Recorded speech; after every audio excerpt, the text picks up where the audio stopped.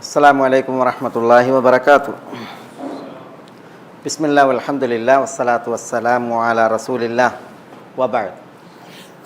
നമ്മൾ കഴിഞ്ഞ ക്ലാസ്സിൽ സൂറത്ത് യൂസുഫിലെ ഈ 53-ാം വചനം അതാണ് പറഞ്ഞത്. വമാ ഉബർരിഉ നഫ്സി ഇന്നൻ നഫ്സ ലഅമ്മാറത്തുൻ ബിസ്സൂ ഇല്ലാ മാ റഹിമ റബ്ബി ഇന്ന റബ്ബി ഗഫൂറുർ റഹീം. എൻ്റെ തുടർച്ചയിൽ വഖാലൽ മലിക് തൂനി ബിഹി അസ്തഖ്ലിസ്ഹു ലിനഫ്സി ഫലമ്മാ കല്ലമഹു ഖാല ഇന്നകൽ യൗമ ലദൈനാ മക്കീനുൻ അമീൻ. വഖാലൽ മലികു, രാജാവ് പറഞ്ഞു, ഇഅ്തൂനി ബിഹി. എന്താ ഇഅ്തൂനി ബിഹി? ഇഅ്തൂനി, നിങ്ങൾ എൻ്റെ അടുക്കലേക്ക് കൊണ്ടുവരിക. ബിഹി, യൂസുഫ് അലൈഹി സ്വലാത്തു വസ്സലാമെ കൊണ്ടുവരിക എന്നർത്ഥം കിട്ടാനാണ് ഈ ബ. അസ്തഖ്ലിസുഹു ലിനഫ്സി. എന്താ അസ്തഖ്ലിസുഹു? ഇസ്തിഖ്ലാസിൽ നിന്നാണത്. പ്രത്യേകം തിരഞ്ഞെടുക്കുക എന്നുള്ളതാണ് ഇസ്തിഖ്ലാസ് അർത്ഥാക്കുന്നത്. യാതൊരാൾക്കും പങ്കാളിത്തമില്ലാതെ, യാതൊരു അവകാശവാദമോ ആവശ്യമോ ഇല്ലാതെ പ്രത്യേകം നിയമിക്കുക, തിരഞ്ഞെടുക്കുക. അതാണ് ഇസ്തിഖ്ലാസ്. അസ്തഖ്ലിസുഹു, അദ്ദേഹത്തെ അഥവാ യൂസുഫിനെ അലൈഹിസ്സലാം ഞാൻ പ്രത്യേകം നിയമിക്കും. ലിനഫ്സി, ലിനഫ്സി എനിക്ക് വേണ്ടി. ഫലമ്മ കല്ലമഹു, കല്ലമഹു എന്ന് പറഞ്ഞാൽ രാജാവ് സംസാരിച്ചു യൂസുഫിനോട്. ലമ്മ കല്ലമഹു, യൂസുഫിനോട് സംസാരിച്ചപ്പോൾ ഖാല, അദ്ദേഹം പറഞ്ഞു, ഇന്നകൽ യൗമ ലദൈനാ മക്കീനുൻ അമീൻ. തീർച്ചയായും താങ്കൾ ഇന്ന് നമ്മുടെ അടുക്കൽ മക്കീനും അമീനുമാണ്. മക്കീനാണ്, അമീനാണ്. ഇവിടെ 2 പ്രാവശ്യം രാജാവ് പറയേണ്ടത് തുനി ബിഹി അല്ലേ? അതിലൊരു പ്രാവശ്യം എപ്പോഴാണ് പറഞ്ഞത്? രാജാവ് പറഞ്ഞ തുനി ബിഹി എന്ന് പറഞ്ഞപ്പോഴാണ് സ്വപ്നം കണ്ടിട്ട് അതിൻ്റെ വ്യാഖ്യാനം ചോദിച്ചപ്പോൾ പിന്നെ ഇങ്ങനെ ഒരു യൂസുഫ് ഉണ്ട് ജയിലിൽ എന്നൊക്കെ പറഞ്ഞപ്പോഴാണ് പറഞ്ഞത് തുനി ബിഹി. അപ്പോഴും യൂസുഫ് ജയിലിലാണ് അലൈഹിസ്സലാം. പക്ഷേ അപ്പോൾ യൂസുഫ് അലൈഹി സ്വലാത്തു വസ്സലാം ചെയ്തില്ല, പുറത്ത് വരാൻ കൂട്ടാക്കിയില്ല. കാരണം യൂസുഫ് അലൈഹി സ്വലാത്തു വസ്സലാം ഒരു തെറ്റിദ്ധാരണയുടെ പുറത്ത്, അല്ലെങ്കിൽ ചിലരുടെ കിംവദന്തികളുടെ പുറത്താണ് ജയിലിൽ കിടക്കുന്നത്. അതുകൊണ്ട് തന്നെ തൻ്റെ നിരപരാധിത്വം പൂർണ്ണമായി എന്ത് ചെയ്യേണ്ടതുണ്ട്? തെളിയേണ്ടതുണ്ട്, ബോധ്യപ്പെടേണ്ടതുണ്ട്, പ്രത്യേകിച്ച് രാജാവിൻ്റെ അടുക്കൽ കൊട്ടാരത്തിൽ. അതുകൊണ്ട് തന്നെ യൂസുഫ് അലൈഹി സ്വലാത്തു വസ്സലാം എന്ത് പറഞ്ഞു? ഇർജിഉ ഇലാ റബ്ബിക് എന്ന് പറഞ്ഞിട്ട് രാജാവിൻ്റെ അടുക്കലേക്ക്, യജമാനിലേക്ക്, പിന്നെ തന്നെ വിളിക്കാൻ വേണ്ടി വന്ന ദൂതനെ തിരിച്ചയച്ചിട്ട് പിന്നെ അതിനുള്ള കാര്യങ്ങൾ, നിരപരാധിത്വം തെളിയിക്കാനുള്ള കാര്യങ്ങൾ, മാബാലു നിസ്വത്തില്ലാത്തി ഖത്തഅന ഐദിയഹുന്ന എന്നൊക്കെ പറഞ്ഞില്ലേ, അതൊക്കെ പറഞ്ഞ് ഏതായാലും ഇംറാത്തുൽ അസീസ് തന്നെ, ആരാണോ യൂസുഫിനെ വലവീശി വശീകരിക്കാൻ ശ്രമിച്ചത് അവർ തന്നെ അൽ ആന ഹസ്ഹസ് അൽ ഹഖ് അന റാവത്തുഹു അൻ നഫ്സിഹി എന്ന് അവരെന്നെ തുറന്നു പറഞ്ഞു. ഇപ്പം സത്യം വെളിപ്പെട്ടു, ഞാനാണ് യൂസുഫ് വിസമ്മതിച്ചിട്ടും യൂസുഫിനെ വശീകരിക്കാൻ ശ്രമിച്ചത് എന്നുള്ള കാര്യമൊക്കെ പറഞ്ഞ് പിന്നെ അവർ ഇതൊക്കെ ഉബർരിഉ നഫ്സി ഇന്ന നഫ്സ ലഅമ്മാറത്തുൻ ബിസ്സൂ ഇല്ലാ മാ റഹിമ റബ്ബി ഇന്ന റബ്ബി ഗഫൂറുർ റഹീം എന്നൊക്കെ പറഞ്ഞപ്പോൾ യൂസുഫ് അലൈഹി സ്വലാത്തു വസ്സലാമയെ സംബന്ധിച്ചിടത്തോളം എന്തായി? തൻ്റെ നിരപരാധിത്വം പൂർണ്ണമായി തെളിഞ്ഞു, തൻ്റെ ഭാഗം ശുദ്ധമാണ് എന്നുള്ളത് അദ്ദേഹത്തിന് ബോധ്യപ്പെടുത്താനായി. അപ്പോഴാണ് വീണ്ടും രാജാവ് രണ്ടാമത് പറയുന്നത് വഖാലൽ മലികു ഇഅ്തൂനി ബിഹി. ആദ്യം ഇഅ്തൂനി ബിഹി എന്നാണ് പറഞ്ഞത്. ഇപ്പം രാജാവ് അതിൽ നിർത്തിയില്ല, പിന്നെയോ ഇഅ്തൂനി ബിഹി അസ്തഖ്ലിസ്ഹു ലിനഫ്സി. അസ്തഖ്ലിസ്ഹു, ഇവിടെ ഇസ്തിഖ്ലാസ് എന്നുള്ളതിൽ അഖ്ലിസുഹു ലിനഫ്സി എന്ന് പറഞ്ഞില്ല. അഖ്ലിസുഹു ലിനഫ്സി, എനിക്ക് വേണ്ടി ഞാൻ അദ്ദേഹത്തെ പ്രത്യേകം നിയോഗിക്കും എന്നൊന്നും പറഞ്ഞില്ല എന്നല്ല പറഞ്ഞത്. പിന്നെ അസ്തഖ്ലിസുഹു എന്നാണ്. ഈ സീനും താവും അത് മുബാലഗയ്ക്ക് വേണ്ടി എന്നാണ്. മുബാലഗയ്ക്ക് വേണ്ടി രാജാവ് ആർക്കും വിട്ടുകൊടുക്കാതെ തനിക്ക് വേണ്ടി മാത്രം നിശ്ചയിക്കുകയാണ്. അതാണ് അത് അറിയിക്കുന്നത്. അസ്തഖ്ലിസുഹു, യൂസുഫിനെ ഞാൻ പ്രത്യേകം നിയമിക്കും.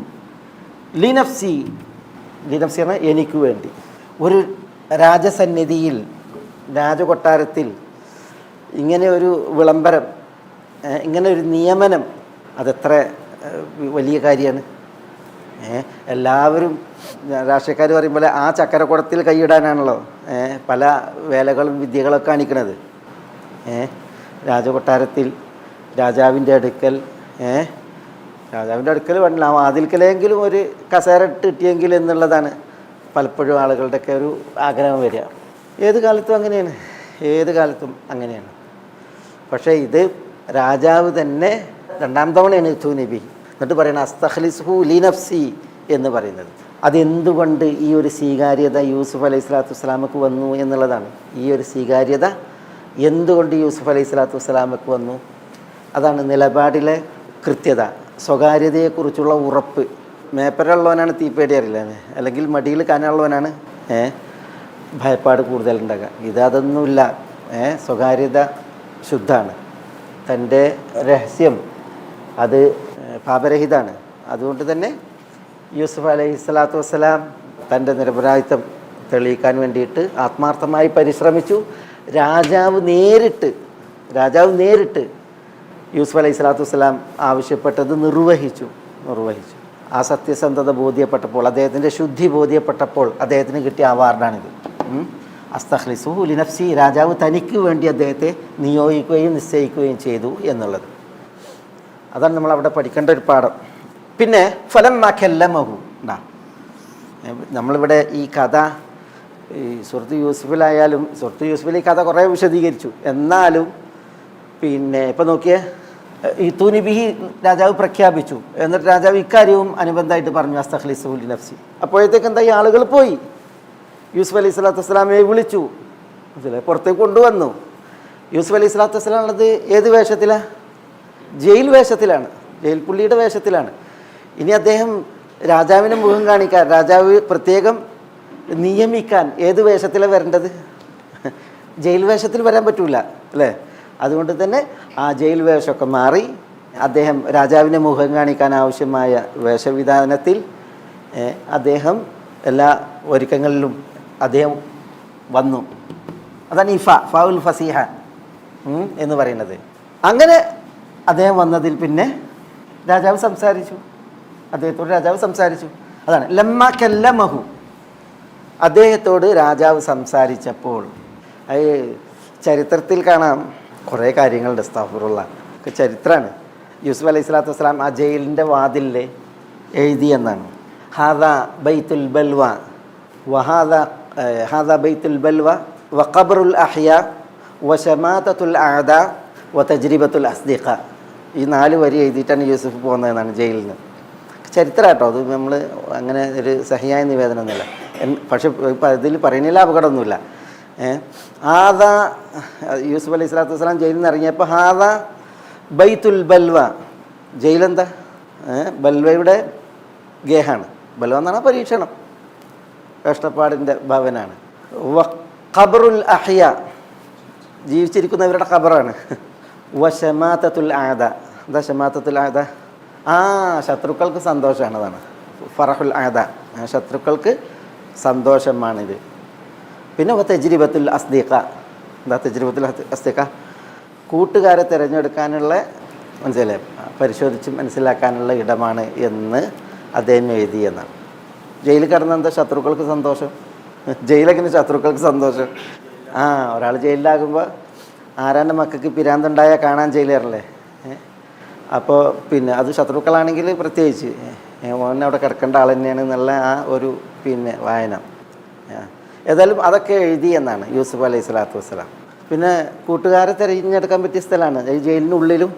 ജയിലിലായിട്ടുണ്ടെങ്കിൽ പുറത്തുള്ള കൂട്ടുകാരും ഇദ്ദേഹത്തെ മോചിപ്പിക്കാൻ, അല്ലെങ്കിൽ ഇദ്ദേഹത്തിൻ്റെ വിഷയത്തിൽ എത്ര ശ്രദ്ധാലുക്കളാണ് തുടങ്ങിയ കാര്യങ്ങളൊക്കെ അറിയാൻ. എന്തായാലും അത് അദ്ദേഹം യൂസുഫ് അലൈഹി സ്വലാത്തു വസ്സലാം ജയിലിൽ വാതിൽ എഴുതിയതിന് ശേഷം വന്നു. അങ്ങനെ രാജാവിനെ അഭിമുഖീകരിക്കാനുള്ള വേഷവിധാനത്തിൽ കുളിച്ചൊരുങ്ങിയതിന് ശേഷമൊക്കെ വന്നതിന് ശേഷം രാജാവിനോട് പിന്നെ 2 ഭാഷയിൽ, ഒന്ന് അറബി ഭാഷയിൽ, മറ്റൊന്ന് അബരി ഭാഷയിൽ. അറബിയുണ്ട്, അബരിയുണ്ട്. അബരി ജൂതഭാഷയാണ്, അറബികളുടെ ഭാഷയാണ്. അറബി ഭാഷയിൽ തഹിയ്യത്ത് നൽകിയതാണ്. ജൂതരുടെ ഭാഷ അബരി, അബ്രാനി, അബരി. അപ്പോൾ രാജാവിനോട് തഹിയ്യത്ത് നൽകിയെന്നാണ്. തഹിയ്യത്ത് നൽകിയത് അറബി ഭാഷയിൽ. അപ്പോൾ രാജാവ് പറഞ്ഞു എന്നാണ്, മഹാദ ലിസാനു, ഇത് നിങ്ങളുടെ ലിസാന് ഭാഷയല്ലല്ലോ. അപ്പോൾ യൂസുഫ് അലൈഹി സ്വലാത്തു വസ്സലാം പറഞ്ഞു എന്നാണ്, ഹാദ ലിസാനു അമ്മി ഇസ്മായിൽ, ഹാദ ലിസാനു അമ്മി, എൻ്റെ അമ്മിൻ്റെ ഭാഷയാണ്. അമ്മ പറഞ്ഞിട്ടുണ്ടെങ്കിൽ ഒരു ഉദ്ദേശം ഇസ്മായിൽ അലൈഹി സ്വലാത്തു വസ്സലാം. ഇസ്മായിൽ അലൈഹി സ്വലാത്തു വസ്സലാം അറബി പഠിച്ചല്ലോ, അറബിയായി. അദ്ദേഹം പിന്നെ പിന്നെ രാജാവിന് വേണ്ടി ദുആ ചെയ്തു എന്നാണ്. അത് അബരി ഭാഷയിൽ അബരി എന്ന് പറഞ്ഞെങ്കിൽ ജൂതന്മാരുടെ അബ്രാനി ഭാഷ അത്. അപ്പോഴും പറഞ്ഞോളൂ, ഇത് നിങ്ങളുടെ ഭാഷയല്ലല്ലോ. രാജാവ് ആരാ? രാജാവ് ഏത് നാട്ടുകാരനാ? മിസ്രിയാണ്. മിസ്രിയാണ്. മിസ്രിയെ സംബന്ധിച്ചിടത്തോളം അറബിയും അബരിയും ഇല്ല. അബരി എന്ന് പറഞ്ഞിട്ടുണ്ടെങ്കിൽ അത് പിന്നെ ഇവരുടെ കനാൻ ദേശത്തുകാരുടെ ഈ ഇവിടെ ഉള്ള ഭാഷയാണ്. അതുകൊണ്ടാണ് ഇത് നിങ്ങളുടെ ഭാഷയല്ലല്ലോ എന്ന് പറഞ്ഞപ്പോൾ ഹാദാ ലിസാനു ആബായി എന്ന് പറഞ്ഞതാണ് യൂസുഫ് അലൈഹി സ്വലാം. ഇതെൻ്റെ ആബായിൻ്റെ ഭാഷയാണ്. ആബാ എന്ന് പറഞ്ഞാൽ ആരാ? പിന്നെ യാക്കൂബ്, ഇസ്ഹാഖ്, ഇബ്രാഹിം ഇവരുടെയൊക്കെ ഭാഷയാണെന്ന രീതിയിൽ പറഞ്ഞാണ്. ഇബ്രാഹിം അലൈഹി സ്വലാത്തു വസ്സലാം യഥാർത്ഥ ഭാഷ അതല്ല. പക്ഷേ ഇസ്ഹാഖിനെ സംബന്ധിച്ചിടത്തോളം പ്രത്യേകിച്ച് യാക്കൂബ് അലൈഹി സ്വലാത്തു വസ്സലാമിയുടെ ഭാഷ അബ്രാനിയാണ്. ഇബ്രാഹിം അലൈഹി സ്വലാത്തു വസ്സലാം ഇറാഖിയാണ്, കെൽദാനിയാണ്. പക്ഷേ അദ്ദേഹം അബ്രാനി ഭാഷ അഭ്യസിച്ചിട്ടുണ്ടാകാം. ഏതായാലും അങ്ങനെ പറഞ്ഞു എന്നാണ്. രാജാവിൻ്റെ ഭാഷ അത് യൂസുഫ് അലൈഹി സ്വലാത്തു വസ്സലാമക്ക് വശമുണ്ടോ? രാജാവ് മിസ്രിയാണ് അല്ലേ? മസ്രിയാണ്, മിസ്രി. അദ്ദേഹത്തിൻ്റെ ഭാഷ അറബിയല്ല അബരിയല്ല. ഈജിപ്തിൽ അന്നത്തെ ഒരു പ്രത്യേക ഭാഷയാണെന്നാണ് പറയുന്നത്. അത് യൂസുഫ് അലൈഹി സ്വലാത്തു വസ്സലാമൊക്കെ അറിയോ? എങ്ങനെ അറിയും? കുട്ടിക്കാലത്ത് വന്നതാണ്. രാജാവിൻ്റെ അല്ലെ അസീസ് മിസറിൻ്റെ വീട്ടിൽ ചെറുപ്പം മുതൽ വളർന്നാണ്. അപ്പോൾ സ്വാഭാവികമായിട്ടും എഴുതാൻ ചിത്തവും വെള്ളക്കടലാസും ഒന്നുപോൽ പതിയും രണ്ടിലും എഴുതുന്നവയൊക്കെയും എന്നാണ്. അപ്പോൾ ചെറുപ്പം മുതൽ പ്രാപിക്കാൻ കഴിയും ആ ഭാഷ. പിന്നെ ദീർഘകാലം അസീസിൻ്റെ ഖസറിൽ കഴിഞ്ഞു. അതേപോലെ തന്നെ അതിന് ശേഷം ജയിലിൽ കഴിഞ്ഞു. അപ്പോൾ എന്തായാലും ആ ഭാഷ കിട്ടിയിട്ടുണ്ടാവും. അതുകൊണ്ട് തന്നെ ഒരു തർജ്ജമക്ക് ആവശ്യമില്ലാത്ത വിധം യൂസുഫും രാജാവും സംസാരിച്ചു എന്നുള്ളതാണ്. ഒരു തർജ്ജമയുടെ ആവശ്യമില്ലാത്ത വിധം സംസാരിച്ചു എന്നുള്ളതാണ്. എന്തായാലും ഇതൊക്കെ ചരിത്രം. ഫലമ്മ കല്ലമഹു അദ്ദേഹത്തോട് സംസാരിച്ചപ്പോൾ ഖാല രാജാവ് പ്രതികരിച്ചു, ഇന്നകല്യവും തീർച്ചയായും താങ്കൾ ഇന്ന് ലദൈന നമ്മുടെ അടുക്കൽ മക്കീനുൻ അമീൻ. ഇന്ന് എന്ന് പറഞ്ഞാൽ എന്ന് യൂസുഫ് അലൈഹി സ്വലാത്തു വസ്സലാം ജയിലിൽ നിന്ന് പുറത്തു വന്ന് രാജാവിൻ്റെ മുഖം കാണിച്ച് സംസാരിച്ച ആ ദിവസം മക്കീനുൻ അമീനുൻ ആണ് എന്നാണ്. മക്കീൻ എന്ന് പറഞ്ഞാൽ സു മക്കാനത്ത് എന്നാണ്, സ്ഥാനമുള്ളവൻ. അമീൻ എന്ന് പറഞ്ഞാൽ സു അമാനത്ത്, അമാനത്തുള്ളവൻ. സു മക്കാനത്തിൻ ആലിയ, ഉന്നത സ്ഥാനമുള്ളവൻ, അതാണ് മക്കീൻ. അതേപോലെ തന്നെ അമീൻ എന്ന് പറഞ്ഞാൽ സു അമാന, അമാനത്തുള്ളവൻ, വിശ്വസ്തതയുള്ളവൻ. അതുകൊണ്ടല്ലോ മക്കീൻ ഫഈൽ വസ്നാണ്, അമീനും ഫഈൽ വസ്നാണ്. സിഫത്ത് മുശബ്ബഹ എന്ന് പറയും. നല്ല ഉയർന്ന സ്ഥാനമുള്ളവൻ എന്ന അർത്ഥത്തിൽ തന്നെയാണ് ഈ പ്രയോഗം. വിശുദ്ധ ഖുർആനിൽ ഈ മക്കീനുൻ അമീൻ എന്ന ഒരാളെ കുറിച്ച് വേറെ പറഞ്ഞല്ലോ, ജിബ്രീൽ അലൈഹി സ്വലാത്തു വസ്സലാമിനെ കുറിച്ച്. എവിടെ? ഇന്നഹു ലഖൗലു റസൂലിൻ കരീം ദീ ഖുവ്വത്തിൻ ഇൻദ ദിൽ അർശി മക്കീൻ. പിന്നെ മുതാഇൻ സമ്മ അമീൻ. ജിബ്രീൽ അലൈഹി സ്വലാത്തു വസ്സലാമിനെ കുറിച്ച് മക്കീൻ, അതേപോലെ അമീൻ എന്ന് പറഞ്ഞു. അത് വിശുദ്ധ ഖുർആൻ്റെയും വഹയിൻ്റെയും വിശ്വാസ്യതയുടെ വിഷയം. അല്ലാഹു സുബ്ഹാനഹു വ തആല ഫലാ ഉഖ്സിമു ബിൽ ഖുന്നസ് അൽ ജവാരിൽ കുന്നസ് വല്ലൈലി ഇദാ അസ്അസ് വസ്സുബ്ഹി ഇദാ തനഫസ്. പലതവണ ആണയിട്ട് സത്യം ചെയ്ത് അല്ലാഹു സുബ്ഹാനഹു വ തആല പറയാണ് ഇന്നഹു ലഖൗലു റസൂലിൻ കരീം. മാന്യനായ ഒരു റസൂലിൻ്റെ വാക്കാണിത്. അത് മലക്ക്, അവിടെ റസൂൽ മലക്കിയാണ്. ജിബ്രീൽ അലൈഹി സ്വലാത്തു വസ്സലാമയെ കുറിച്ചാണ് പറയുന്നത്. എന്നിട്ട് ജിബ്രീൽ അലൈഹി സ്വലാത്തു വസ്സലാം മക്കീനാണ് അമീനാണ് എന്നൊക്കെ പറയുമ്പോൾ വഹയിൻ്റെ വിഷയത്തിൽ, വിശുദ്ധ ഖുർആൻ്റെ വിഷയത്തിൽ മലക്ക് ജിബ്രീൽ എത്ര വിശ്വസ്തനാണ്.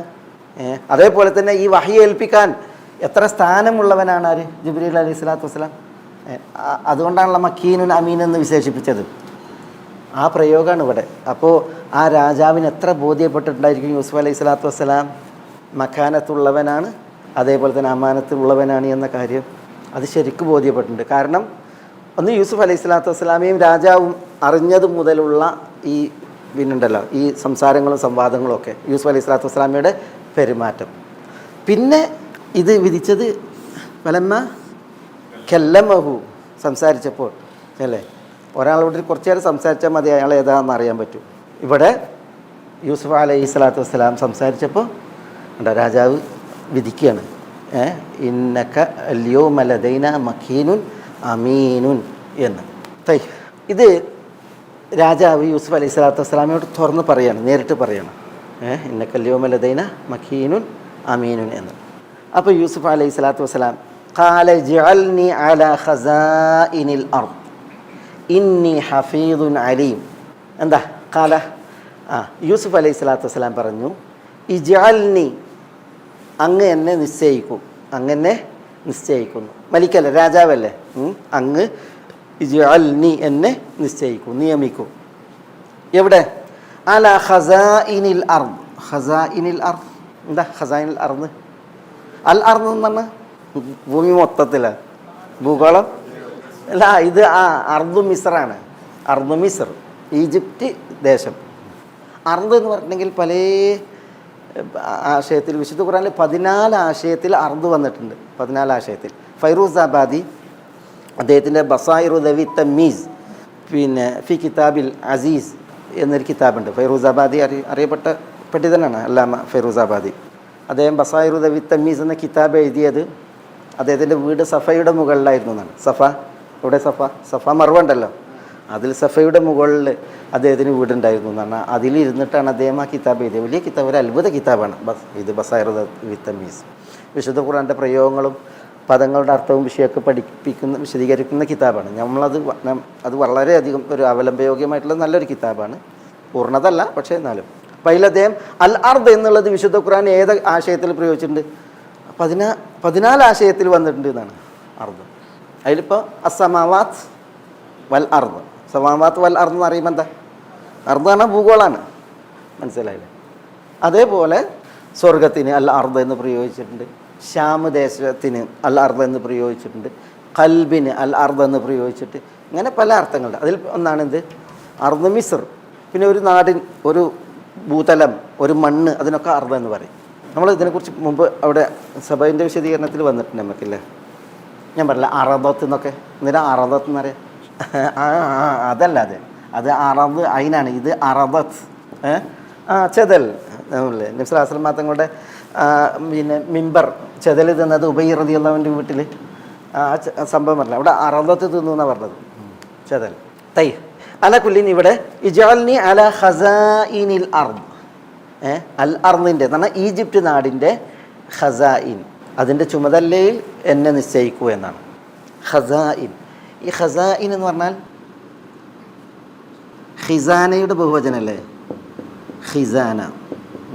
ഖസീന എന്ന ക്രിയ ഉണ്ട്, ക്രിയ അതിനാണ് ഇത് വരുന്നത്. ഖസീന എന്ന് പറഞ്ഞെങ്കിൽ ഒരു ഹദീസിൽ കാണാം, നബി സല്ലല്ലാഹു അലൈഹി വസല്ലം തങ്ങൾ പറയാണ്, മൻ ഖസീന ലിസാനഹു സതറല്ലാഹു ഔറതഹു വമൻ കഫ ഗദബഹു കഫല്ലാഹു അൻഹു അദാബഹു വമൻ ഇഅ്തദറ ഇലല്ലാഹ് തഖബ്ബലല്ലാഹു ഉദ്റഹു എന്ന ഹദീസാണ്.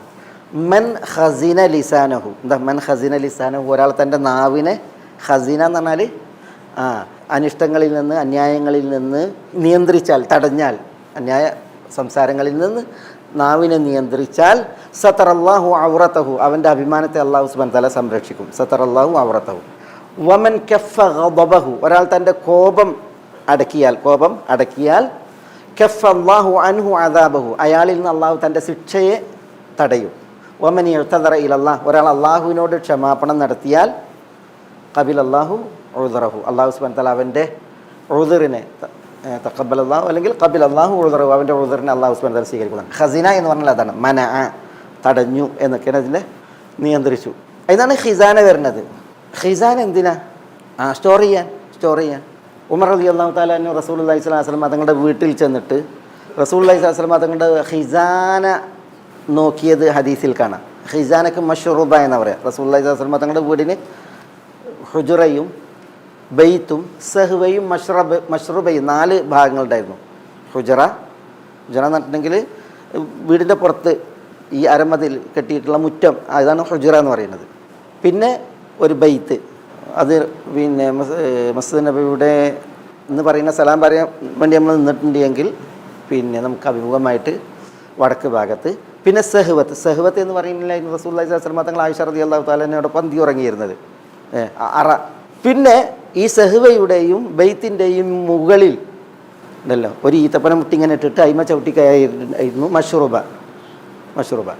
നബി സല്ലല്ലാഹു അലൈഹി വസല്ലം തങ്ങൾ ഭാര്യമാരോട് ചില അനിഷ്ടത്തിലായിരിക്കെ ഭാര്യമാരിൽ നിന്ന് വിട്ടുകഴിഞ്ഞ ഒരു മാസമുണ്ട്. ഭാര്യമാരിൽ നിന്ന് വിട്ടുകഴിഞ്ഞ ഒരു മാസം, ആ ഒരു മാസത്തെ ആ സംഭവത്തിൽ നമ്മൾ വായിക്കുകയാണ്. നബി സല്ലല്ലാഹു അലൈഹി വസല്ലം തങ്ങൾ അവിടുത്തെ മഷ്റൂബയിലായിരുന്നു എന്നാണ്. മഷ്റൂബയിൽ കാരണം താഴത്തേക്ക് ഇറങ്ങിയിട്ടുണ്ടെങ്കിൽ ആയിഷ റളിയല്ലാഹു തആല അൻഹയുടെ സഹവയാണ്, പിന്നെ വീടല്ല. അതുകൊണ്ട് റസൂലുള്ള എല്ലാ ഭാര്യമാരും വിട്ടിട്ടാണ് എന്ത് ചെയ്തത്, ഈ മഷ്റബയിൽ കഴിഞ്ഞത്. അപ്പോൾ നബി സല്ലല്ലാഹു അലൈഹി വസല്ലം തങ്ങൾ ഇങ്ങനെ ഭാര്യമാരോട് അകന്ന് മഷ്റബയിൽ കഴിയുകയാണെന്നുള്ള വാർത്ത നാട്ടിൽ റസൂലുള്ള ഭാര്യമാരെ തലാക്കല്ലേ എന്നുള്ളതാണ് വന്നത്.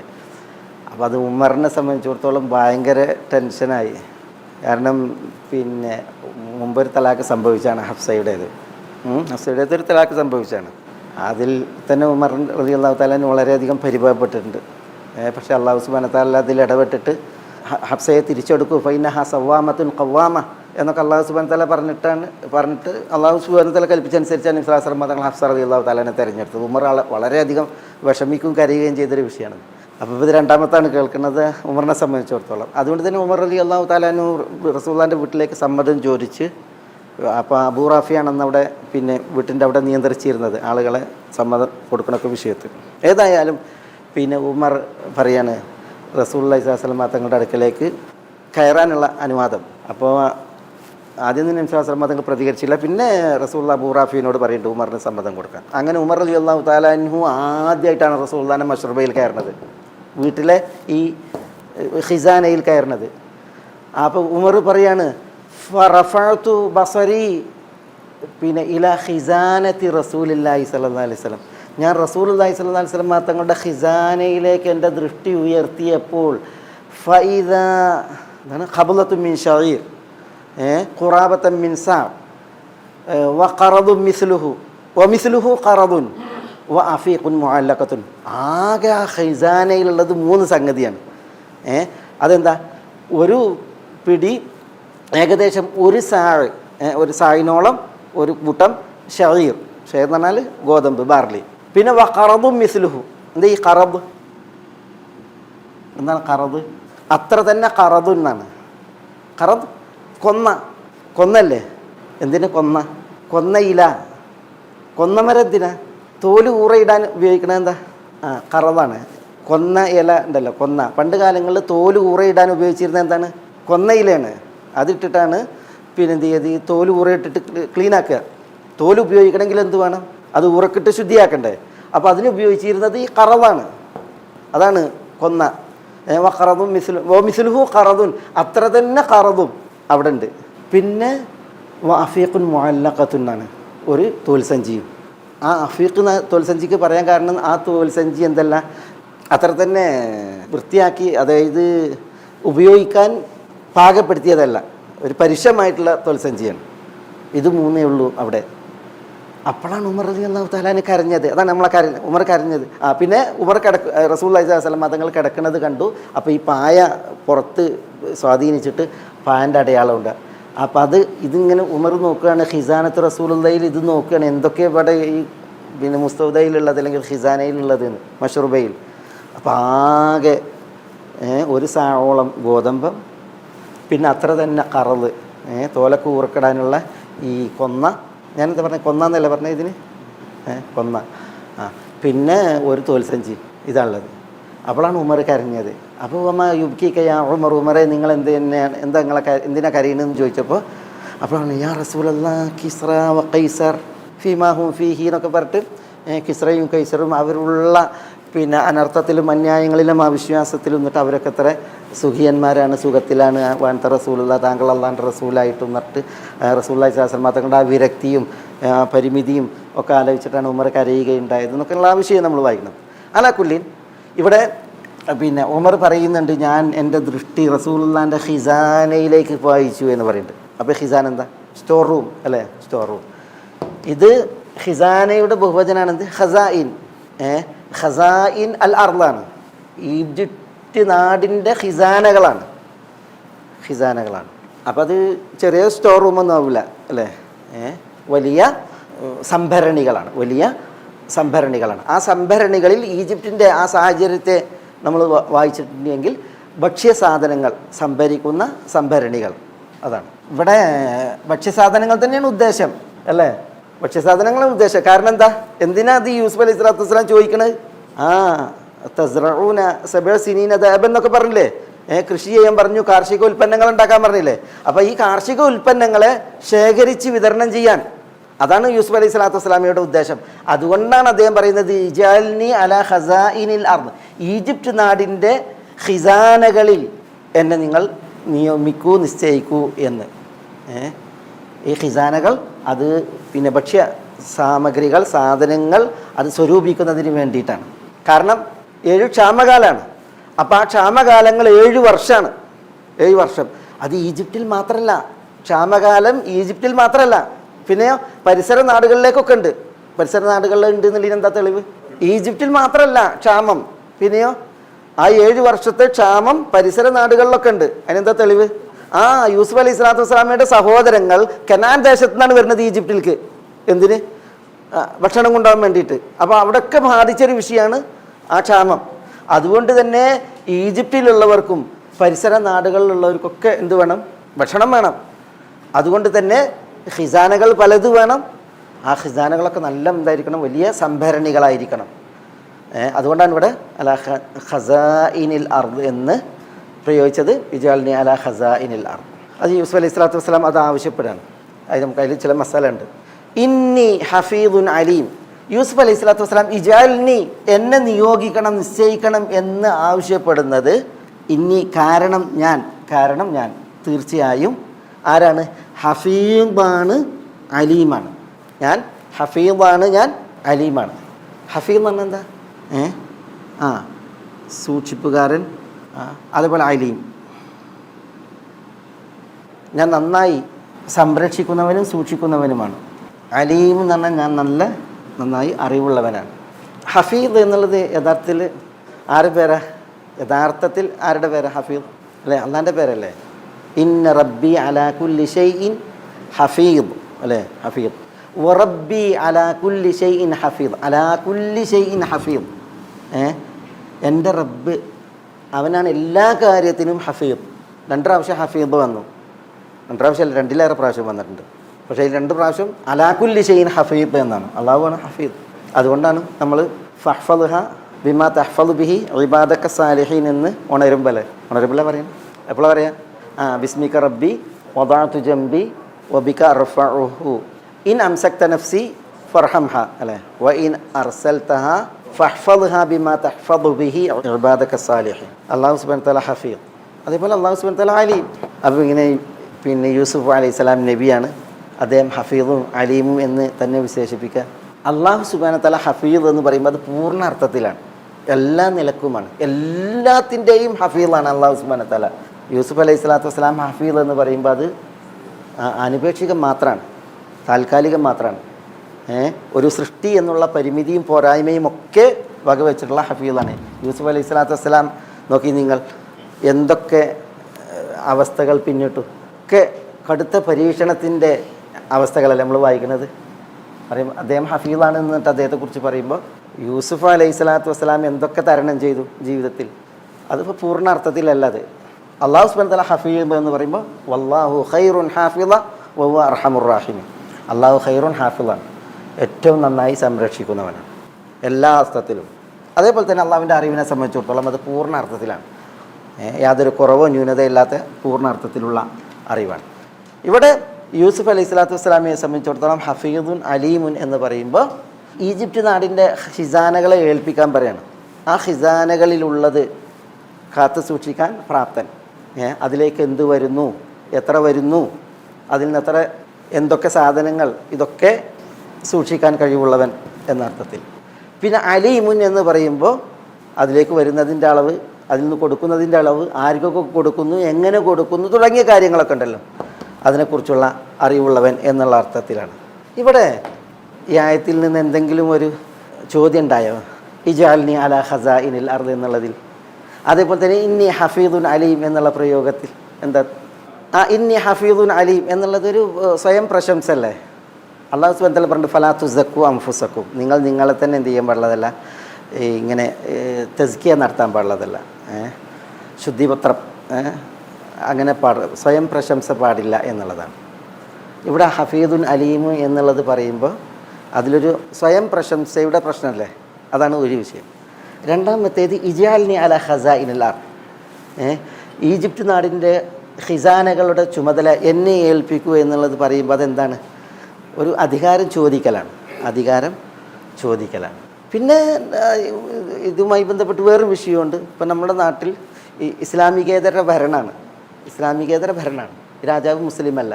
ആ രാജാവ് ഇസ്ലാമികേതര ഭരണം ഉള്ള സ്ഥലത്താണ് എന്ത് ചെയ്യുന്നത്, ഇജാൽനി അല ഖസാഇനിൽ അർദ് എന്നിട്ടൊരു കുഞ്ചിക സ്ഥാനം ചോദിക്കുന്നത്. മനസ്സിലായില്ലേ? അത് ചില്ലറ വിഷയമൊന്നുമല്ല, അതൊരു വലിയ സ്ഥാനമാണ്.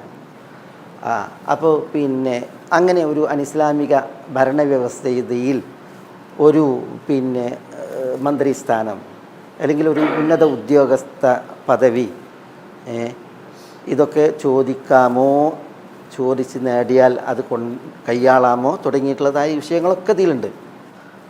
ഇവിടെ ഈ ഇജാൽനി അല ഖസാഇനിൽ അർദി എന്നുള്ളത് ഒരു പദവി അല്ലെങ്കിൽ ഒരു സ്ഥാനം ചോദിക്കലാണ്. നബി സല്ലല്ലാഹു അലൈഹി വസല്ലം തങ്ങൾ അങ്ങനെ സ്ഥാനം ചോദിക്കുന്നവർക്ക് നൽകിയിട്ടില്ല. അബ്ദുറഹ്മാൻ ഇബ്നു സലമ റസൂലുള്ളാഹി സ്വല്ലല്ലാഹു അലൈഹി വസല്ലം തങ്ങളോട് ഒരു ഉദ്യോഗസ്ഥാനം ചോദിക്കുന്നുണ്ട്. അപ്പോൾ നബി സ്വല്ലല്ലാഹു അലൈഹി വസല്ലം തങ്ങൾ പറയുന്നുണ്ട്, അങ്ങനെ ചോദിക്കുന്നവന് നാം നിശ്ചയിക്കില്ല എന്ന് പറയുന്നുണ്ട്.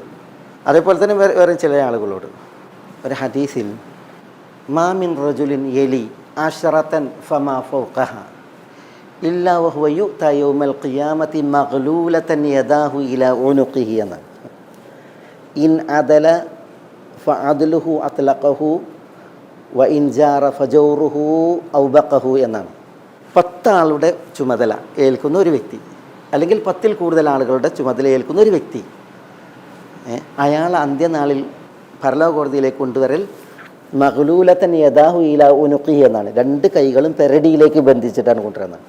10 ആളുകൾ അല്ലെങ്കിൽ 10-ൽ കൂടുതൽ ആളുകളുടെ ചുമതല ഏൽപ്പിക്കപ്പെട്ട ഒരു വ്യക്തി അന്ത്യനാളിൽ യൗമൽ ഖിയാമത്തി മഗ്ലൂലതൻ യദാഹു ഇലാ ഉനുഖിഹി എന്നാണ്. കഴുത്തിലേക്ക് കൈകൾ ബന്ധിക്കപ്പെട്ട നിലക്ക് കൊണ്ടുവരുന്നതാണ്. എന്നിട്ട് പറയാണ്, അയാൾ നീതി കാണിച്ചിട്ടുണ്ടെങ്കിൽ ഫഅദ്ലുഹു ഇൻ അദല ഫഅദ്ലുഹു അത്ലഖഹു, നീതി കാണിച്ചിട്ടുണ്ടെങ്കിൽ അവൻ്റെ നീതി അവനെ മോചിപ്പിക്കും, കൈ വേർപ്പെടുത്തിയിട്ട് രക്ഷപ്പെടുത്തും. വ ഇൻ ജാറ ഫജൗറുഹു, അവൻ അനീതി കാണിച്ചിട്ടുണ്ടെങ്കിൽ അവൻ്റെ അനീതി ഔബഖഹു എന്നാണ്. ഔബഖഹു എന്ന് പറഞ്ഞാൽ എന്താ? അവനെ നാശകർത്തത്തിൽ വീഴ്ത്തും എന്നാണ്. അതിൻ്റെ നിവേദനത്തിൽ കാണാം, ശാസ്ത്രമാത്തങ്ങൾ ഇമാറത്തിനെ കുറിച്ച് പറയുന്നുണ്ട്. ഇമാറത്ത് എന്ന് പറഞ്ഞാൽ ഇന്നതാണ് നേതൃത്വം. അവ്വലുഹ നദാമ വ ഔസതുഹ ഗറാമ വ ആഖിറുഹ ഖിസിയുൻ യൗമൽ ഖിയാമ. നേതൃത്വം എന്ന് പറഞ്ഞാൽ അവ്വലുഹ, അതിൻ്റെ തുടക്കം നദാമത്തുൻ, നദാമത്ത് എന്താ? ഖേദമാണ്, സങ്കടം. ഔസതുഹ, അതിൻ്റെ മധ്യഭാഗം എന്ന് പറഞ്ഞിട്ടുണ്ടെങ്കിൽ ഗറാമ എന്ന് പറഞ്ഞാൽ എന്താ? അത് ബാധ്യതയാണ്, ചുമതലയാണ്. ആഖിറുഹ, അതിൻ്റെ അവസാനം ഖിസിയുൻ യൗമൽ ഖിയാമ, അന്ത്യനാളിൽ മാനക്കേടാണ്. ചില നിവേദനങ്ങളിൽ ഇമാറത്ത് എന്ന് പറഞ്ഞെങ്കിൽ അവ്വലുഹ നദാമ വ ഔസതുഹ മലാമ വ ആഖിറുഹ അദാബു യൗമൽ ഖിയാമ എന്നാണ്. അതിൻ്റെ തുടക്കം നദാമത്താണ്, ഖേദാണ്. അതിൻ്റെ മദ്യം മലാമ, കുറ്റവും ആക്ഷേപമാണ്. അതിൻ്റെ ഒടുക്കം എന്നുണ്ടെങ്കിൽ അദാബു യൗമൽ ഖിയാമ, അന്ത്യനാളിൽ അദാബാണ്, ശിക്ഷയാണ്. എന്നിട്ട് റസൂലുള്ളാഹി സ്വല്ലല്ലാഹു അലൈഹി വസല്ലം തങ്ങൾ പറയുന്നത് ഇല്ലാമൻ അദൽ എന്താ എൻ്റെ അർത്ഥം? നീതി പുലർത്തിയവൻ ഒഴികെ. ഇല്ലാമൻ അദൽ, നീതി പുലർത്തിയവരെ സംബന്ധിച്ചിടത്തോളം ഇത് ഇമാറത്ത് ഭയങ്കര ക്രെഡിറ്റ് സ്ഥാനമാണ്, അതിന് വലിയ പ്രതിഫലമാണ്. അന്ത്യനാളിൽ ആദ്യം അള്ളാഹു തണൽ കൊടുക്കണമായിരിക്കാം മഹ്ശറിൽ ഇമാമുൻ ആദിൽ, നീതിമാനായ ഭരണാധികാരിക്കാണ്. മനസ്സിലായില്ലേ? ഇല്ലാമൻ ആദിൽ. ഇത് പറഞ്ഞിട്ട് റസൂൽ പറയുന്നത് ഇല്ലാമൻ അദൽ ഫകൈഫ യഅദിലു മഅ അഖാരിബിഹി എന്നാണ്. ഫകൈഫ യഅദിലു മഅ അഖാരിബിഹി, ഇയാൾ എങ്ങനെ നീതി പാലിക്കാനാണ് അടുത്ത ബന്ധുക്കളുള്ളതോടൊപ്പം എന്നാണ്. അടുത്ത ബന്ധുക്കളുള്ളതോടൊപ്പം എങ്ങനെ നീതി പുലർത്താനാണ് എന്ന് നബി സ്വല്ലല്ലാഹു അലൈഹി വസല്ലം തങ്ങൾ അനുബന്ധം പറഞ്ഞത് ഈ ഹദീസിൻ്റെ നിവേദനത്തിൽ വായിക്കാൻ പറ്റും. അലാ കുല്ലി, ഈ ഇമാറത്ത് നേതൃത്വം ചോദിച്ചു വാങ്ങുക എന്നുള്ളതുണ്ടല്ലോ, അത് പ്രോത്സാഹിപ്പിക്കപ്പെട്ട വിഷയമല്ല. പക്ഷേ ഇവിടെ യൂസുഫ് അലൈഹി സ്വലാത്തു വസ്സലാം ഇജ്അൽനി അലാ ഖസാഇനിൽ അർദ് എന്ന് ചോദിക്കല്ലേ, അപ്പോൾ അതെന്തുകൊണ്ട് എന്നുള്ളതാണ്. അതാണ് യൂസുഫ് അലൈഹി സ്വലാത്തു വസ്സലാം നബിയാണ്, റസൂലാണ്, അള്ളാഹുവിൻ്റെ ബോധനപ്രകാരമാണ് എല്ലാം. അതുകൊണ്ട് തന്നെ അദ്ദേഹം ആ നിലക്ക് ചോദിച്ചതെന്ന് നമുക്ക് മനസ്സിലാക്കാം. പിന്നെ അവിടെ ഒരു വിഷയം, യൂസുഫ് അലൈഹി സ്വലാത്തു വസ്സലാം നേതൃത്വം ചോദിക്കുന്നത് തനിക്ക് വേണ്ടിയേ അല്ല. ആ പിന്നെ 14 വർഷം 7 വർഷം 7 എന്തായാലും യൂസുഫ് അലൈഹി സ്വലാത്തു വസ്സലാം ഈ ചുമതല എന്നെ ഏൽപ്പിക്കണം എന്ന് പറയുന്നത് തൻ്റെ ഒരു ആവശ്യത്തിന് വേണ്ടിയല്ല. പിന്നെയോ അതുകൊണ്ട് ചില തഫ്സീറുകൾ കാണാം, ഇജാലിനെ അല ഖസായിൻ എന്ന് പറഞ്ഞത് ഇബ്തിഗാ വജ്ഹില്ല, അള്ളാഹിൻ്റെ പ്രീതി കാംക്ഷിച്ചിട്ടാണ്, അല്ലാതെ തൻ്റെ ഒരു സ്വാർത്ഥതയ്ക്ക് വേണ്ടിയല്ല. പിന്നെ മറ്റൊരു വിഷയം, ഈ ചുമതല തന്നെ ഏൽപ്പിക്കാൻ പറയുന്നത് തനിക്ക് മാത്രം അറിയുന്നൊരു വിഷയമാണ്. എന്ത്? ഈ ക്ഷേമകാലവും പിന്നെ ക്ഷാമകാലവും. അപ്പോൾ പിന്നെ അതെങ്ങനെ കൈകാര്യം ചെയ്യണം എന്നുള്ളത് യൂസുഫ് അലൈഹി സ്വലാത്തു വസ്സലാമയാണ് പറഞ്ഞു കൊടുക്കുന്നത്. ആ പറഞ്ഞതിൻ്റെ പ്രായോഗികത ഏറ്റവും കൂടുതൽ നിർവഹിക്കാൻ കഴിയുന്ന ആളാരാണ്? യൂസുഫാണ് അലൈഹിസ്സലാം. അതുകൊണ്ടാണ് അദ്ദേഹം എന്ത് ചെയ്തത്? അത് ആവശ്യപ്പെട്ടത്. ഇസ്ലാമിലൊരു തത്വം, ഒരു പദവി, ഒരു ഉദ്യോഗം, ഒരു നേതൃത്വം, അതിന് അർഹതയുള്ള ഒരു വ്യക്തിയേ ഉള്ളൂ എങ്കിൽ അത് ചോദിക്കൽ അയാൾക്ക് ഫർദ് ഐനായി, തഅയ്യന അലൈഹി എന്നാണ്, അയാൾക്ക് നിർബന്ധ ബാധ്യതയായി. ഒരു പദവി, ആ പദവി കൈയാളാൻ താൻ ഒരുത്തനാണ് യോഗ്യൻ എന്നൊരാൾക്ക് ബോധ്യപ്പെടുകയാണ്, മറ്റൊരാൾ അതിന് യോഗ്യനല്ല എന്നുള്ളത് ബോധ്യപ്പെടുകയാണ്. മറ്റൊരാളത് കൈയാളിയിട്ടുണ്ടെങ്കിൽ ഉണ്ടോ ഒരു നാടും പരിസരം മുഴുവൻ കൊള്ളാവുന്ന വിഷയമാണ്. അതുകൊണ്ട് തന്നെ ഇത് ചോദിക്കൽ നിർബന്ധമാണ്, കാരണം അയാൾക്കത് ഫർദ് ഐനായി. അതുകൊണ്ട് തന്നെ ഇജാലിനി അല ഖസാഇനിൽ അർദ് എന്നുള്ളത് പിന്നെ എന്തല്ല, ഒരു തനിക്ക് അർഹമല്ലാത്തൊരു സംഗതി ചോദിക്കലോ അന്യായമായ ഒന്നോ തനിക്കെന്തെങ്കിലും സ്വാർത്ഥതയ്ക്ക് വേണ്ടിയോ ചോദിക്കുന്ന ഒരു വിഷയമല്ല. അതാണ് പാടില്ലാത്തത്. പിന്നെ തന്നേക്കാൾ യോഗ്യനായ ഒരാളുണ്ട് എന്ന് ബോധ്യപ്പെടുമ്പോൾ അത് ചോദിക്കാൻ പാടുള്ളതല്ല, അയാൾക്കാകട്ടെ എന്ന് ആണ് അതിൽ വെക്കേണ്ടത്. പക്ഷേ ഇവിടെ ഈ ഒരു വിഷയത്തിൽ അങ്ങനെ ഇല്ല, മറ്റൊരാളില്ല. പിന്നെ ഇവിടെ ഈ സ്വയം പ്രശംസൻ്റെ വിഷയം, തീർച്ചയായും ഞാൻ ഹഫീദുൻ അലീമുൻ എന്നാണ്. അതിൽ യൂസുഫ് അലൈഹി സ്വലാത്തു വസ്സലാം പിന്നെ തന്നെക്കുറിച്ച് പ്രസിദ്ധമായത് എന്താ? യൂസുഫ് ആരാണ്? ജമീലാണ് അല്ലേ? അദ്ദേഹം ജമീലാണ്. പിന്നെ ഹാഷാനില്ല ഇൻഹാദ ഇല്ല മലക്കുൻ കരീം എന്ന് പറഞ്ഞല്ലേ? ആ മലക്കുൻ കരീം എന്ന് പറയാൻ കാരണം എന്താ? അദ്ദേഹത്തിൻ്റെ സൗന്ദര്യമാണ്. സൗന്ദര്യം കണ്ടിട്ടാണ് സ്ത്രീകൾ മലക്കുൻ കരീം എന്ന് വിധിച്ചത്. മാത്രമല്ല യൂസുഫ് അലൈഹി സ്വലാത്തു വസ്സലാം ഷത്റൽ ഹുസ്ന് നൽകിയെന്നാണ്. ഷത്റൽ ഹുസ്ൻ എന്ന് പറഞ്ഞാൽ അതീവ സൗന്ദര്യം എന്നുള്ളതാണ്. യൂസുഫ് അലൈഹി സ്വലാത്തു വസ്സലാം അതിവിടെ പറഞ്ഞില്ലല്ലോ. പിന്നെ യൂസുഫ് അലൈഹി സ്വലാത്തു വസ്സലാം ഏത് കുടുംബക്കാരനാണ്? കുടുംബം നോക്കുകയാണെങ്കിൽ ആരാ? വാപ്പ യാക്കൂബ്, വല്യാപ്പ ഇസ്ഹാഖ്, വല്യാപ്പാൻ്റെ വാപ്പ ഇബ്രാഹിം അലൈഹി സ്വലാത്തു വസ്സലാം, പിന്നെ പ്രപിതാവിൻ്റെ സഹോദരൻ ഇസ്മായിൽ അലൈഹി സ്വലാത്തു വസ്സലാം അല്ലേ? സഹോദരങ്ങൾ. അദ്ദേഹം ഒരു തറവാടിയാണ്. അദ്ദേഹം ഞാൻ അതാണ്, അതുകൊണ്ട് എന്നെ ഏൽപ്പിക്കണം എന്ന് പറയുന്നില്ല. ഞാനാണ് സുന്ദരൻ ഏറ്റവും, അതുകൊണ്ട് എന്നെ ഏൽപ്പിക്കണം എന്ന് പറയുന്നില്ല. പിന്നെ യൂസുഫ് അലൈഹി സ്വലാത്തു വസ്സലാമക്കുള്ളൊരു വിശേഷണമുണ്ട്. അതെന്താ? വേറൊരു വിശേഷണം ഉണ്ടല്ലോ, അത് പറയും. യൂസുഫ് ആരാണ്? എന്താണ് ഇസ്ലാം മതങ്ങൾ പറഞ്ഞത്? അൽ കരീം, ഇബ്നുൽ കരീം. യൂസുഫ് അലൈഹി സ്വലാത്തു വസ്സലാം അൽ കരീമാണ്. ഇതൊക്കെ യൂസുഫ് അലൈഹി സ്വലാത്തു വസ്സലാമയുടെ ജീവിതത്തിൽ, ശരീരത്തിൽ, വ്യക്തിത്വത്തിൽ നിറഞ്ഞ സ്വഭാവങ്ങളാണ്, നിറഞ്ഞ പ്രത്യേകതകളാണ്. നോക്കി, ഇതൊന്നും ഇവിടെ യൂസുഫ് അലൈഹി സ്വലാത്തു വസ്സലാം തന്നെ കുറിച്ച് പറഞ്ഞിട്ടില്ല. തനിക്ക് തന്നിൽ വായിക്കാനുള്ളത് പ്രത്യക്ഷമായിട്ടുള്ള ഇതൊന്നും പറഞ്ഞില്ല. അദ്ദേഹം പറഞ്ഞത് ഹഫീദുൻ അലീമുൻ എന്നാണ്. ഈ ഹഫീദുൻ അലീമു എന്നുള്ളത് യൂസുഫ് അലൈഹി സ്വലാത്തു വസ്സലാം തന്നെ പരിചയമുള്ള ആളുകളോടല്ല പറയണത്. ഒരാൾ ഒരു ജനവിഭാഗത്തിൽ സുപരിചിതനാണ്, എന്നിട്ട് അയാൾ പറയാണ് ഞാൻ വലിയ കോമുപ്പൻ്റെ ആളാണ് നിങ്ങൾക്കിടയിൽ എന്ന് പറയുമ്പോൾ അതെന്താണ്? അത് ആ ആളുകൾക്കിടയിൽ ഒരു ഫഖർ പറയലാണ്, തന്നെ വലുതാക്കലാണ്. അതേസമയം തന്നെ അറിയാത്തൊരാൾ കൂട്ടം, ആ ആൾക്കൂട്ടത്തിൽ താൻ ഒരു അപരിചിതനാണ്, അവർക്ക് പരിചയമില്ലാത്ത ഒരാളാണ് എങ്കിൽ തൻ്റെ വിശേഷണങ്ങൾ അവരോട് പറയണത് എന്തല്ല? തന്നെ പരിചയപ്പെടുന്നത്, താരീഫിൻ്റെ ബാബിൽ അത് പറയണത് എന്തല്ല? ഒരു കുറവല്ല, അതൊരു ആത്മപ്രശംസയല്ല. പറഞ്ഞാൽ മനസ്സിലാണ്ടോ? യൂസുഫ് അലൈഹി സ്വലാത്തു വസ്സലാം തന്നെ അറിയുന്ന ആൾക്കൂട്ടത്തിലല്ല, പിന്നെ അവിടെ അല്ലെങ്കിൽ ഇന്ന് ജയിലിൽ നിന്ന് ഇറങ്ങിയ ഒരാളാണ്, അവർക്കറിയില്ല. അപ്പോൾ തന്നെ പരിചയപ്പെടുത്താൻ വേണ്ടിയിട്ട് തൻ്റെ വിശേഷണങ്ങൾ പറയുന്നത് എന്തല്ല? അത് സ്വയം പ്രശംസയല്ല. അതാണ് അതിലൊരു വിഷയം.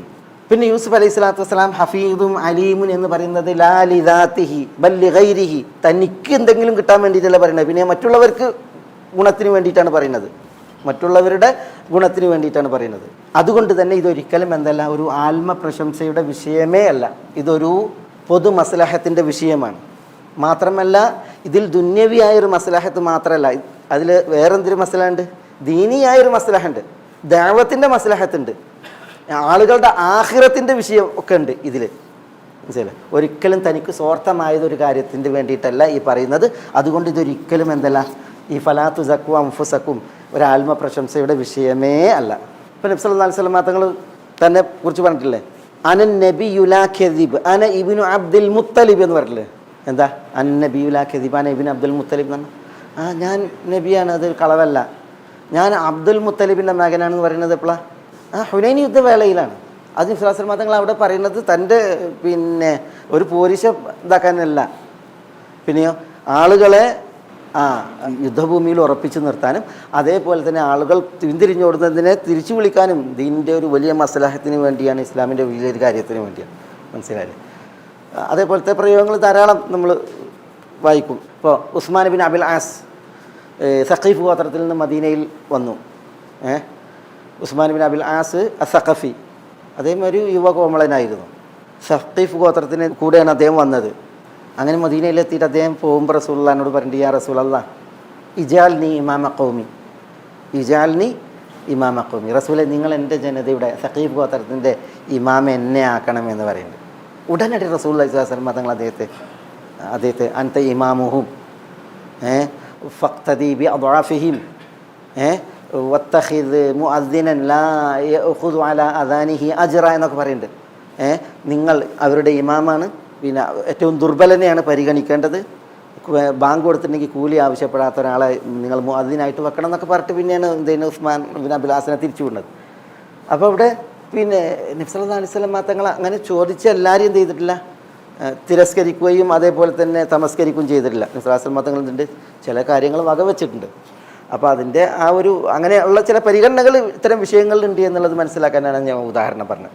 ഏതായാലും ഇവിടെ യൂസുഫ് അലൈഹി സ്വലാത്തു വസ്സലാം പറഞ്ഞു, ഇജ്അൽനി അലാ ഖസാഇനിൽ അർദ് ഇന്നി ഹഫീദുൻ അലീം, ഇന്നി കാരണം ഞാൻ തീർച്ചയായും ഹഫീദാണ് അലീമാണ് എന്ന് പറഞ്ഞെങ്കിൽ ഈ ഖിസാനകളിൽ വരുന്ന ഭക്ഷ്യശേഖരങ്ങൾ അതിൻ്റെ വൈവിധ്യങ്ങൾ അതെത്രയായാലും അതൊക്കെ സംരക്ഷിക്കുവാൻ കാത്തു നോക്കുവാൻ നല്ല സൂക്ഷിപ്പുകാരനാണ്. പിന്നെ അലീമുൻ, ഞാൻ അറിവുള്ള അഭ്യസ്തവിദ്യനാണ്. അത് എത്ര വന്നു, എത്ര കൊടുത്തു, എങ്ങനെ കൊടുത്തു, ആർക്ക് കൊടുത്തു, ഇങ്ങനത്തെ ഒക്കെ തുടങ്ങിയ കാര്യങ്ങളിൽ അതാണ് ഇവിടെ ഇന്നി ഹഫീദുൻ അലീമുൻ എന്ന് യൂസുഫ് അലൈഹി സ്വലാത്തു വസ്സലാം പറഞ്ഞതിൻ്റെ ആ ഒരു പൊരുളായിട്ട് തഫ്സീറുകളിലുള്ളത്. നമുക്ക് ഇൻഷാ അല്ലാഹ് അടുത്ത ആഴ്ച ഇതിലെന്തെങ്കിലും ഇഷ്കാൽ ഫിഷൈ നമ്മളിവിടെ പറഞ്ഞ ഇനി മക്കന്നാലി യൂസുഫിൽ വീണ്ടും വരിക. നമ്മൾ ഈ മുസ്ലിം ഭരണ സംവിധാനങ്ങളിൽ അതേപോലെ തന്നെ ഇസ്ലാമികേതര ഭരണ വ്യവസ്ഥകളിൽ പിന്നെ ഈ കുഞ്ചിക സ്ഥാനം വഹിക്കുന്ന അല്ലെങ്കിൽ സ്ഥാനങ്ങൾ വഹിക്കുന്ന ജോലി ചെയ്യുന്ന പദവികൾ അലങ്കരിക്കുന്ന വിഷയങ്ങളൊക്കെയുമായി ബന്ധപ്പെട്ട് ഇൻഷാ അല്ലാഹ് നമുക്കതും അടുത്ത ക്ലാസ്സിൽ ഇൻഷാ അല്ലാഹ് പറയാം. അത് നിങ്ങൾ ഇന്നെ ഉണർത്തും വേണം ഇൻഷാ അല്ലാഹ്. മുട്ടുവാറ് സുബ്ഹാനക്കല്ലാഹുമ്മ റബ്ബനാ ബിഹംദിക അശ്ഹദു അൻ ലാ ഗൈഡൻസ് TV ഇസ്ലാമിക് ദഅവ യൂട്യൂബ് ചാനൽ. മതധാർമ്മിക വൈജ്ഞാനിക പഠനത്തിന് Indian Islahi centre Dammam IT വിഭാഗം അവതരിപ്പിക്കുന്നു guidance TV YouTube channel. Guidance TV light for life.